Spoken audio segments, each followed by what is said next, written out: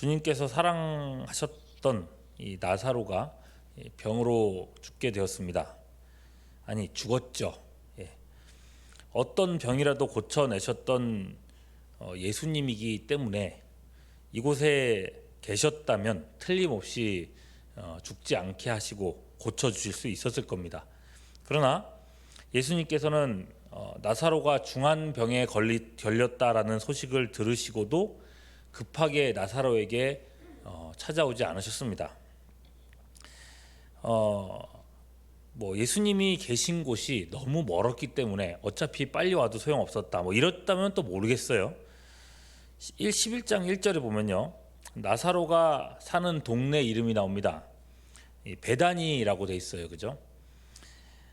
그런데 예수님이 지금 어디 계신가 보면요, 10장 40절 말씀 보시면은 다시 요단강 저편 요한이 처음으로 세례 베풀던 곳에 가사 거기 거하시니 이렇게 말했단 말입니다. 이 요단강 건너편 이 요한이 세례 베풀던 곳 어딘가, 요한복음 1장 28절에 보면요 이렇게 나옵니다. 이 일은 요한이 세례 베풀던 곳 요단강 건너편 어디라고 되어 있습니까? 베다니에서 일어난 일이라. 그러니까 예수님이 계셨던 곳 역시도 베다니였다는 거예요. 그러니까 같은 동네에 계셨다는 얘기가 되는 거겠죠. 물론 이 부분에 대해서 학자들 간의 논쟁이 없지 않습니다. 이게 같은 동네에 있으면 그 학자들도 이게 말이 안 되지 않나 하는 생각이 들어서인지 모르겠는데, 그래서 이런 결론이 한 게 있습니다. 나사로가 사는 베다니와 오늘 요단강 건너편에 있다고 하는 이 베다니는 다른 동네다 이렇게 얘기를 하는 겁니다. 뭐 이렇게 얘기할 수도 있죠. 뭐 우리나라에도 뭐 여러 비슷한 이름의 다른 동네들이 있으니까요.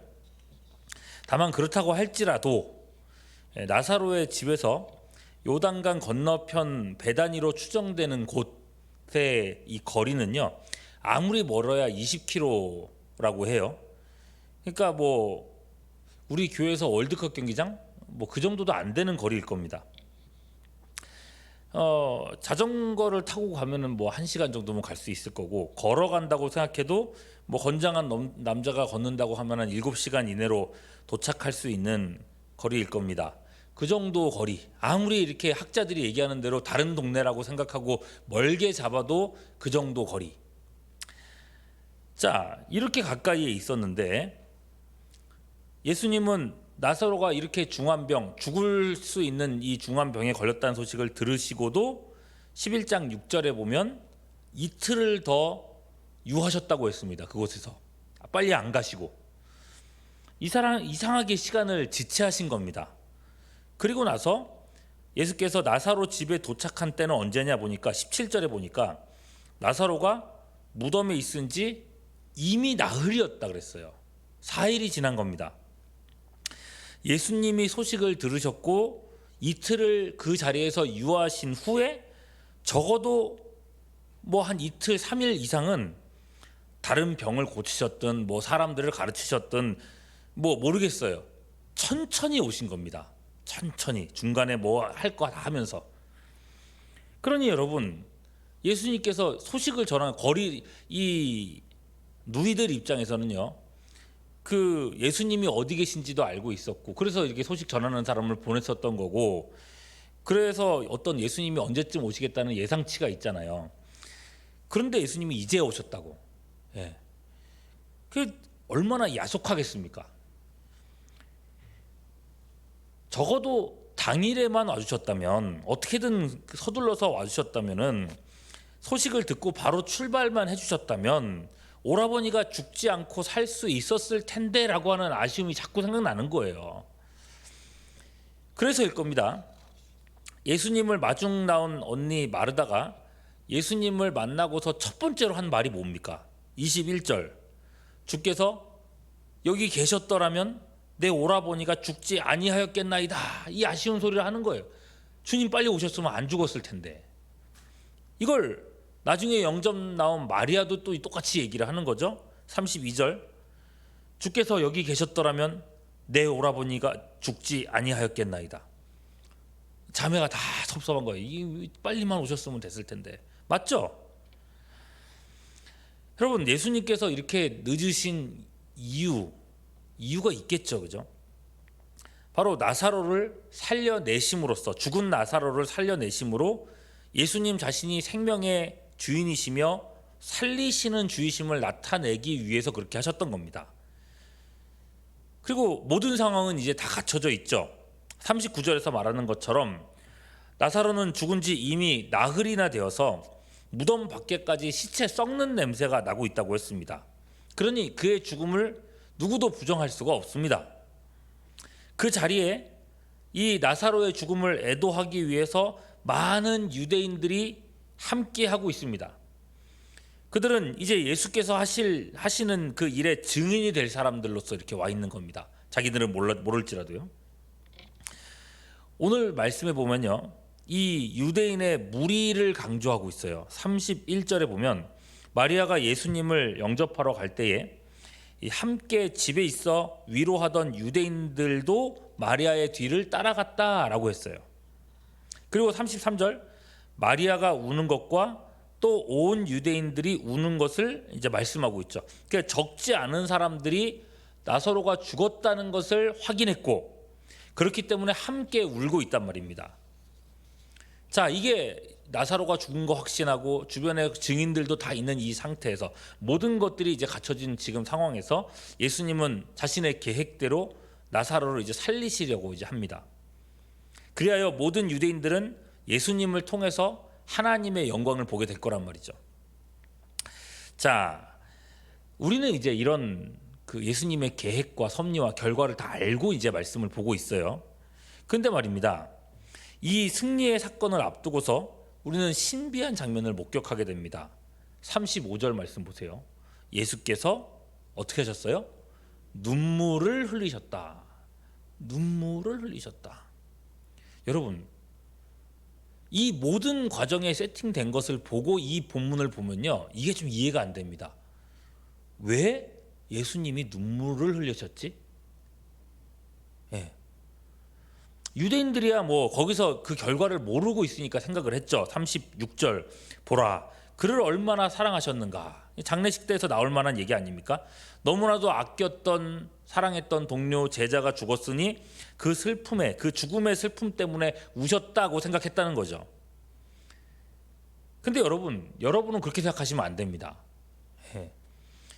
이들의 생각은 틀렸어요.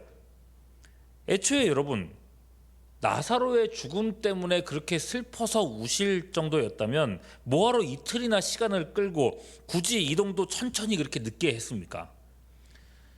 예수님께서 지금 이 자리에 오신 건요, 장례 애도를 위해서 오신 게 아닙니다. 나사로를 살리시기 위해서 오신 겁니다. 죽은 나사로를. 그런데 나사로가 죽은 것 때문에 슬퍼서 운다? 이게 뭐가 안 맞죠, 그죠? 나사로 장례 때문에 우는 게 아니더라는 거죠, 죽음 때문에. 우리는 예수님이 눈물 흘리신 이유를 다시 찾아봐야 할 것인데 33절에서 우리가 생각해 볼 수 있어야 될 것 같아요. 이 말씀 보면요, 예수께서 그러니까 마리아가 우는 것과 또 함께 온 유대인들이 우는 것을 보셨다 그랬어요.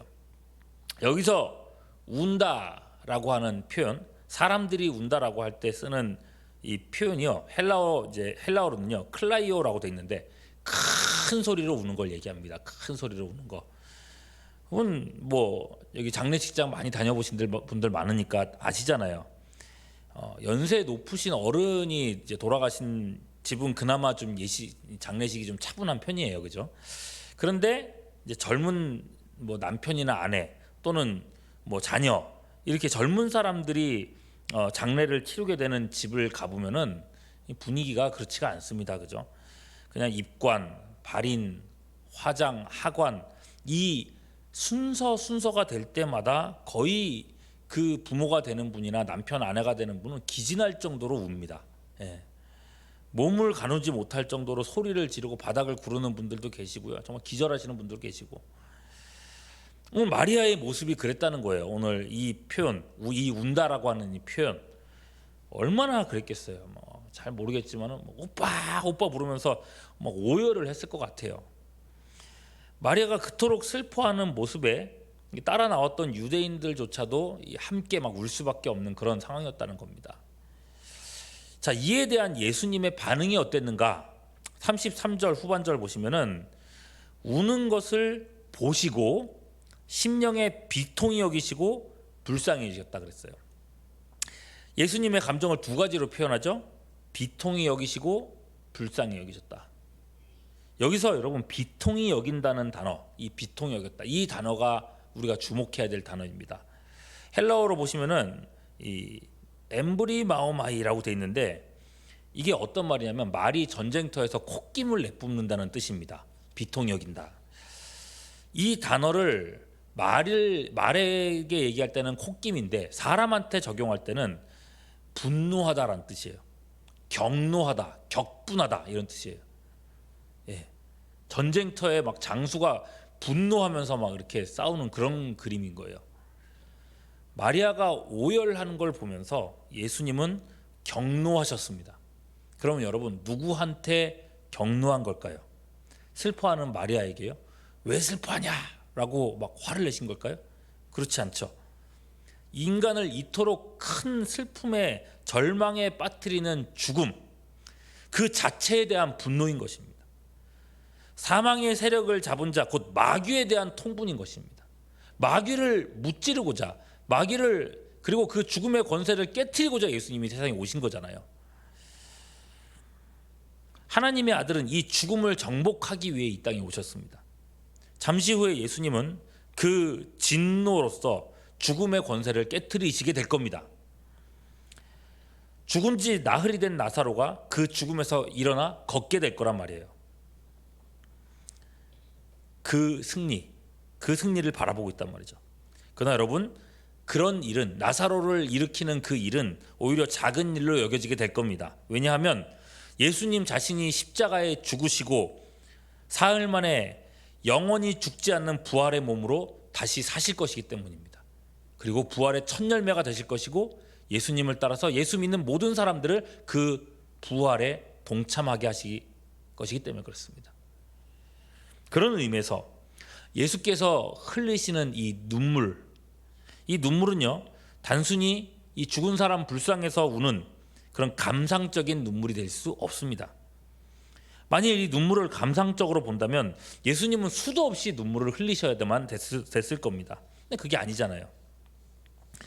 예수님의 태어남과 예수님의 생애, 그리고 세례 받으심, 시험 받으심, 죽으심, 부활, 이 모든 일들은요 예수님이 우리 보고 따라하라고 한 게 아니라 우리를 구원하시기 위해서 하신 예수님의 고유한 사역입니다. 고유한 예수님만의 일입니다. 예수님의 오늘 흘리신 눈물 역시도 이사야 53장 4절에서 말씀하신 바 실로 우리의 질고를 지고 우리의 슬픔을 담당하신 그런 눈물이었던 것입니다. 예수님이 우셨으니 우리도 울어야 된다, 뭐 그런 말씀 많이 하지만 여러분 그렇지 않죠. 예수님이 우리를 체휼하여 우심으로 우리는 웃을 수 있게 되었다는 얘기를 해야 되는 거예요. 나사로의 장례식은 곧 다시 살아난 잔치자리로 변화될 것이기 때문입니다. 여러분 세상 살아가면서 울 일도 참 많고 걱정 근심거리도 참 많이 있습니다. 그러나 우리를 위해 눈물 흘리시며 우리의 질고를 지시고 마침내 죽음을 이겨내신 예수님이 우리의 구주이십니다. 시편 30편 11절의 말씀처럼 나의 슬픔이 변하여 내게 춤이 되게 하시며 나의 베옷을 벗기고 기쁨으로 띠띠우시는 예수님, 그 예수님, 나를 위하여 눈물 흘려주셨으며 그 눈물에서 그치는 것이 아니라 죽음을 정복하신 예수님, 그 예수님 의지하여 이 험한 세상을 복음의 능력으로 이기며 기쁨으로 살아갈 수 있는 우리 모두가 될 수 있기를 주님의 이름으로 축원합니다. 기도하겠습니다.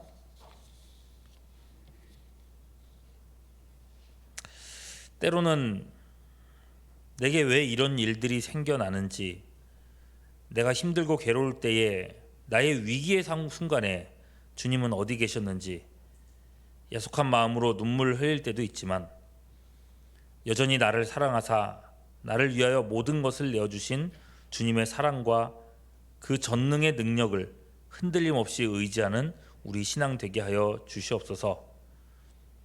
복음 안에서 참으로 웃을 수 있고 행복한 우리 모든 성도님들 될 수 있도록 우리 모두에게 은혜를 더하여 주시옵소서. 이 아침에도 여러 기도 제목들을 가지고 나왔습니다. 우리의 기도를 들으시고 하나님 필요한 때에 응답하여 주시옵소서. 더욱더 주님을 의지하옵고 우리 구주 예수 그리스도의 이름으로 기도하옵나이다. 아멘. 지금은 우리 구주 예수 그리스도